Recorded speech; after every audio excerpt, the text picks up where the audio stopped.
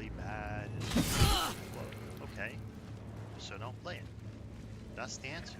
That's literally all you have to do, because you can put 2 and 2 together. Blizzard is only they're only in this for the money. They don't care about game quality. They don't care about fun, satisfaction. Literally none of that matters to them. They only care about the money. So you have to speak to them in a language they understand, which means when they make a bad game, don't pay for it. Save me. Cannot take much more. And then in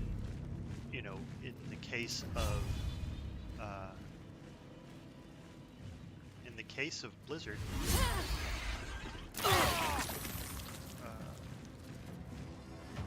they're going to lose, let's say they have 1 million players, right?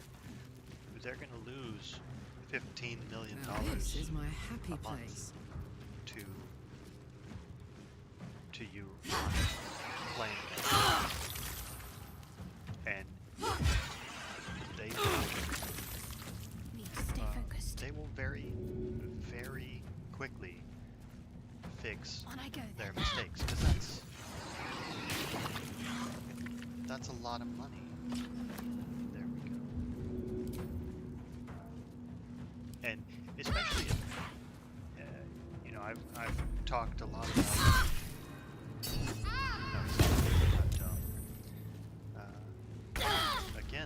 again the returning pike does not come back.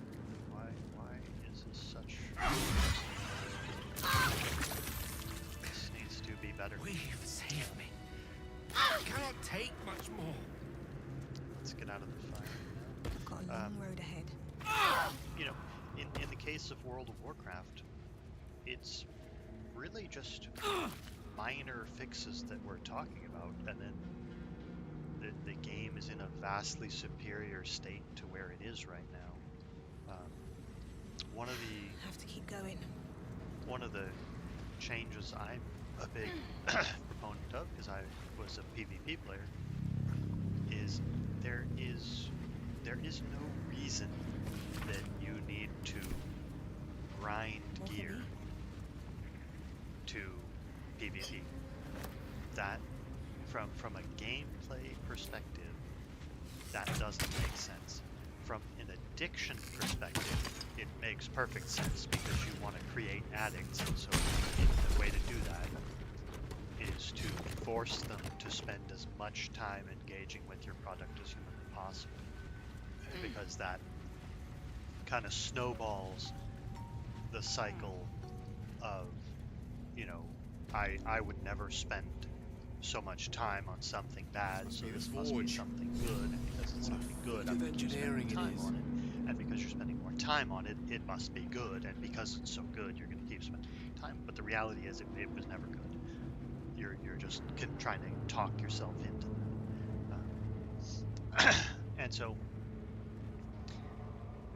you can give out the PvP gear.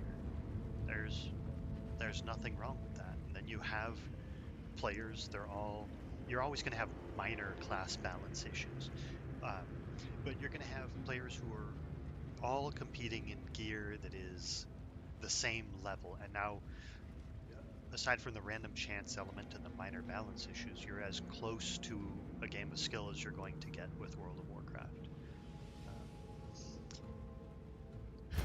But the problem is that the big streamers that can drive people off the game by, quitting for 2 months, they don't. They just keep playing, even when they have little hissy fit tantrums and whatnot. They just Way to the keep nearest playing. library.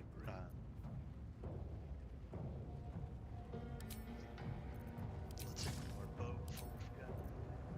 Anyways, I can keep going a little longer now. Patched up. Pushing on. patched up. Pushing on.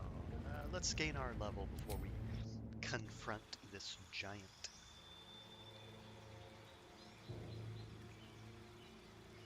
so as we level up, our goal with the golem is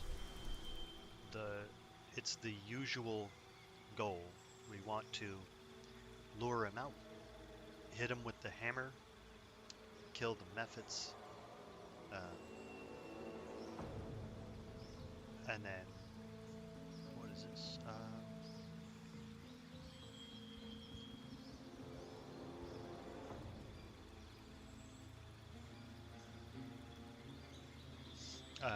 So yeah, lure him out, hammer, hit him with the mephits, and so on.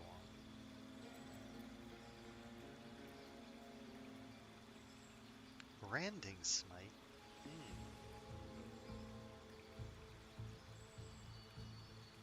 We could use that instead of searing smite. Searing smite can get the hell out. Protection from poison. How did that get on there? So yeah, that's and back to the video games. Yeah, it's all about you know, speaking to these people with your wallet. Like when you tell them that, hey, this is worth my money, I can guarantee you what is going to happen is an edging downwards, because let's say Baldur's Gate is worth $70, which it's not, but let's say that it is. What they're going to do, this is Baldur's Gate 3, is they're going to come out with Baldur's Gate 4, and Baldur's Gate 4 is going to be worse than Baldur's Gate 3, and they're going to ask you for $70. Because what they want to see is where that equilibrium point is, right? Where does supply meet demand, except this is from the context of, like, what's the worst thing you're willing to pay $70 for? And they're looking at the profit curve, right? Because if they can sell, let's say, 100 million copies of Baldur's Gate 3 for lower the price, for $1, right? They make $100 million. Okay, how many copies of Baldur's Gate 3 can they sell for $2, right? If it's 50 million or higher, they're going to charge $2 because they make the same amount of money. And that's what they're looking at, is how can they keep edging down while still making either the same amount of money or enough money that the work to profit ratio is favorable for them. And they're going to look for a point where it's no longer favorable, and then they're going to hover just above that for a while, and then look to go under it again, or look to drive that point down so they can keep putting in less and less effort.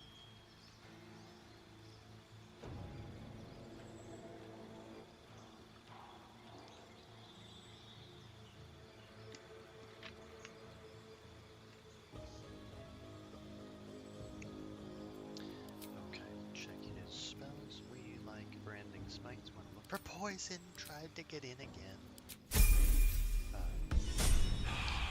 But okay, let's get back to Baldur's Gate. I need to start